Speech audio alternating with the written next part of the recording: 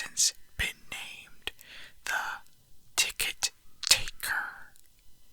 He is simply a poorly drawn, pixelated, Caucasian, bald man with large red lips, wearing a red vest over a white shirt and black pants. He is completely emotionless, though some say that if you smash the disc, his face is shown as angry the next time you look at the cover. But this is just dismissed as an urban myth. What is peculiar about the theater, though, is that there is no developer named on the jewel case, nor a game description on the back. It is simply the Ticket Taker on a white backdrop on both sides. The game was initially known for its inability to install correctly.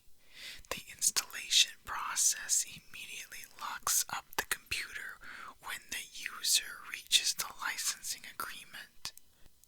Also strange about the licensing agreement for the theater is that whenever the development studio is supposed to be named, the text is simply a blank line.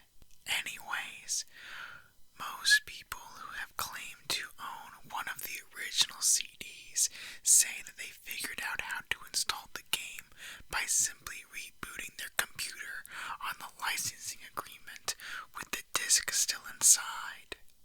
Then they are prompted to press I agree on startup. Then they continue with the installation. The game then starts up without any introduction besides a main menu that is simply the sprite of a movie theater's exterior on an empty city street. The title fades in, and then the three menu buttons: New Game, Load, Options. Selecting Options immediately crashes the game to the desktop. Load is said not to function at all. Even if you do have a saved game, nothing happens when you press it. Thus, New Game is the only working menu option. Once it is selected, you are in the first-person view. You are standing in an empty movie theater lobby, with the exception of the ticket taker, standing in front of a dark hallway, which one can only assume leads to the theaters themselves. There's nothing to do but look at the poorly drawn, mostly illegible movie posters or approach the ticket taker. Once the player moves towards the ticket taker, a very low quality sound clip plays saying, "Thank you. Please enjoy the movie," along with a speech box saying the same thing. You then walk into the hallway, and the screen fades to black, and you're back in the empty lobby, and you do the exact thing again, and again, and again. While this may sound like a really horrible game, a number of peculiar things occur as you continue to play it. The number of times that you have to continue into the hall after giving your ticket to the ticket taker before the stage event happens is unknown. Most state that it is completely random and could take anywhere from the first playthrough to the 400th. What happens, though, has deeply disturbed some players.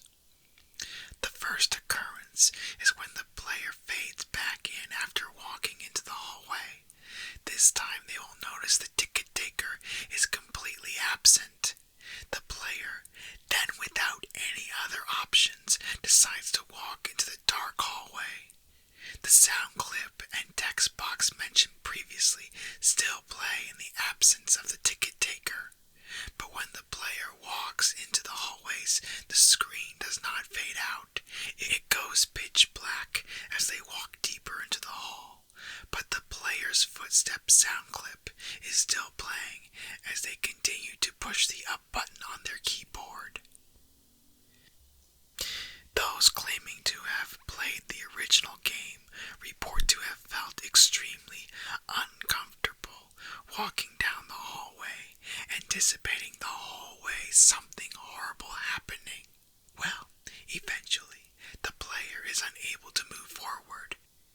There is nothing for a few moments before a strange sprite that is described as the ticket taker, but with a swirl for a face, appears and stands before the player. The original players of the game say their bodies immediately froze up and their stomachs churned. They saw the sprite, which has been appropriately named the Swirly Headman. Nothing happens as the Swirly Headman stands before them. Then suddenly a piercing screech plays as the game glitches out. This lasts for a few minutes, with the screeching being continuous. Then the player is abruptly returned to the lobby with all the sounds and graphics being as they should be.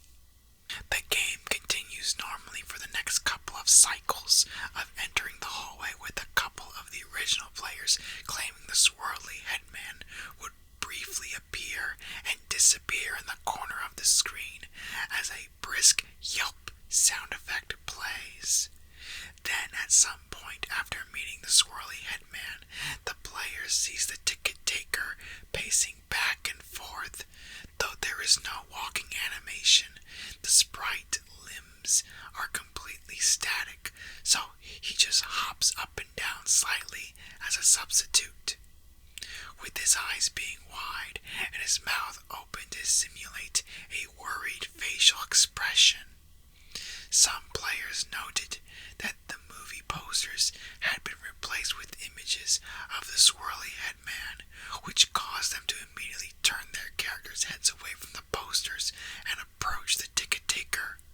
Then another different low-quality sound clip plays, but the speech box contains nothing but corrupted characters that cause whatever text that would have been in the box to be completely illegible. Due to the extremely low quality of the sound, it is debated by players what exactly the ticket taker says at this point, though it is widely agreed that he says, "Never reach the other levels." Then the screen fades out once again and returns the player back to their starting point in the lobby, but the ticket taker is gone and the hallway is blocked by a large brick wall sprite. Touching the brick wall will immediately crash the game, and that's all there is to it. No one knows what the other levels are or how to gain access to them, nor is it known why the Swirly Headman causes such acute fear in those who have seen him in the game. All the original copies of the theater have been lost or destroyed, but the creepiest part is that all the original players of the game claim to occasionally see a brief glimpse of the Swirly Headman out of the